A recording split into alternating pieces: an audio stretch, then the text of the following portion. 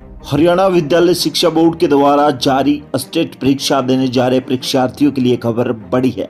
फिलहाल 2 और 3 दिसंबर को होने वाली स्टेट परीक्षा के लिए भिवानी शिक्षा बोर्ड में हवन करवाया गया और उसके बाद इस एग्जाम को लेकर तीसरी आंख यानी कि सीसीटीवी कैमरे के कंट्रोल रूम को दिखाया गया, जो कि बड़े विस्तार से अलग अलग पैनल से देखे जाएंगे। ये खबर उन लोगों के लिए बड़ी ज़रूरी हो सकती है जो लोग कहीं ना कहीं उम्मीद लगाए बैठे हैं कि आसानी से स्टेट में नकल चलेगी, लेकिन इसके लिए बोर्ड ने बड़ी तैयारियां की हैं और हर जगह इसका कंट्रोल रूम बना है।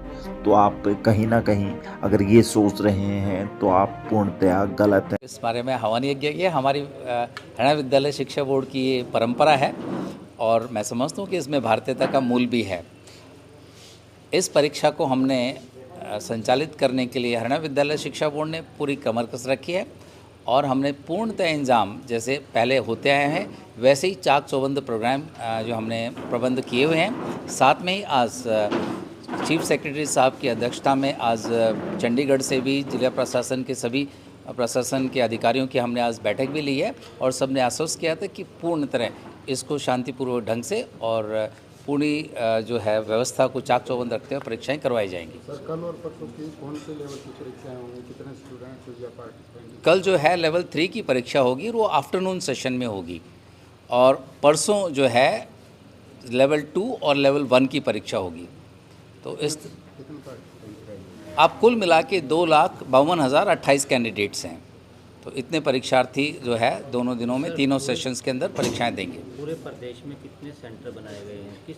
408 सेंटर हमने बनाए हैं और जो है कि इनके अंदर संचालित होगी परीक्षाएं। नकल रहित परीक्षा हो, बायोमेट्रिक जिस प्रकार से बताया कि बायोमेट्रिक अटेंडेंस भी लगेगी, किस प्रकार की तमाम व्यवस्थाएं जो है वो हाईटेक तरीके से बोर्ड ने जी, जैसे देखिए वैसे कैंडिडेट आएंगे उनका सबसे पहले उनके गेट पर फ्रिस्किंग होगी, उनके डॉक्यूमेंट्स चेक किए जाएंगे, उसके बाद वो आगे जैसे ही पहुंचेंगे फिर उनका बायोमेट्रिक होगा।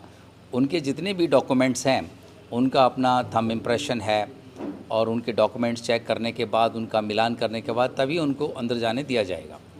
और जैमर्स लगे हुए हैं, किसी तरह की भी कोई इलेक्ट्रॉनिक इंटरफेरेंस ना हो या मोबाइल से डाटा ट्रांसफ़र ना हो, इसके लिए हाई क्वालिटी के हमने जैमर्स लगाए हैं हर सेंटर के ऊपर। तो सरमान्य बोर्ड तैयार है पूरी तरह से? 100% पूरी तरह से बोर्ड ने अपनी कमर कस रखी है और इसको बहुत सुव्यवस्थित ढंग से इस परीक्षाओं का जो है संचालन करवाया जाएगा। हमें प्रशासन का, सरकार का, माननीय मुख्यमंत्री जी का, शिक्षा मंत्री जी का, सबका हमें सहयोग मिल रहा है इसमें। सर, बार बार बात उठती है कि फीमेल जो कैंडिडेट होते हैं उनका मंगलसूत्र जो है वो तोड़वाया जाता है, तो इस बार किस तरह की व्यवस्थाएं की गई हैं?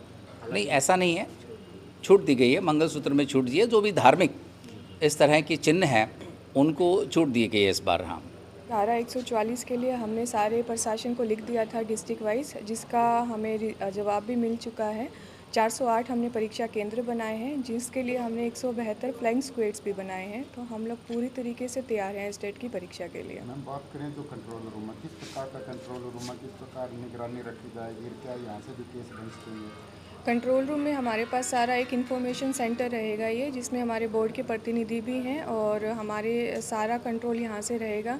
फ्रिस्किंग का है, बायोमेट्रिक का है या हमारे स्टाफ की ड्यूटी है, किसी प्रकार की कोई भी कठिनाई अगर कोई फेस करता है वो यहाँ पे कांटेक्ट करेगा, हम तुरंत उसको समाधान कराएंगे।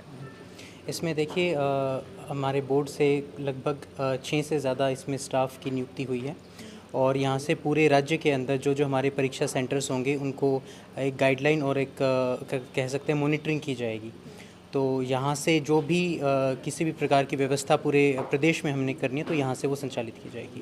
सर, बोर्ड के जहाँ जहाँ परीक्षा होगी वहाँ पर कोई इलेक्ट्रॉनिक सामान ना जाए, यहाँ तक कि मोबाइल की भी जाने की अनुमति नहीं होती। इस बार किस तरह की व्यवस्था की गई है सर? जो परीक्षाओं में ड्यूटी देंगे क्या उनको अलाउड है मोबाइल ले जाने का या फिर अन्य कोई इलेक्ट्रॉनिक व्यवस्था?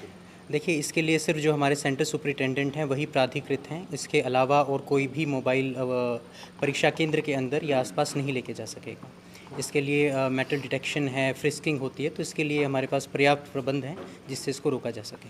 क्या हर स्टूडेंट जो पेपर देगा उस टाइम में यहाँ कंट्रोल रूम में निगरानी रहेगी और किसी प्रकार की कोई गड़बड़ होती है तो क्या इसको सबूत मानकर उसके खिलाफ कार्रवाई की जाएगी? बिल्कुल कंट्रोल रूम से पूरी निगरानी रखी जाएगी और यदि किसी भी प्रकार की ऐसी गतिविधि हमें देखने को मिलती है तो कंट्रोल रूम पूरी तरह से सशक्त है और ऐसे उसमें हम कार्यवाही करेंगे। मतलब बोर्ड पूर्ण रूप से मुस्तैद है। इस बार परीक्षा जो है 2 व 3 तारीख को होगी, तो उसमें नकल रहित परीक्षा होगी और किसी प्रकार की कोई भी दिक्कत नहीं आएगी। बिल्कुल बोर्ड पूरी तरह मुस्तैद है और किसी भी प्रकार से किसी भी तरह की ऐसे परेशानी नहीं आने दी जाएगी और पूरी सुचारू ढंग से इस परीक्षा का आयोजन किया जाएगा। माना जाए कि कंट्रोल रूम जो है वो बोर्ड की तीसरी आंख के रूप में काम करेगा? बिल्कुल ये हम बिल्कुल मान सकते हैं और ये हमारी टेक्नोलॉजी का ही हमें एक वरदान है कि हम यहाँ बैठकर पूरे प्रदेश में एक बेहतरीन ढंग से पूरी परीक्षा का आयोजन करवा सकते हैं।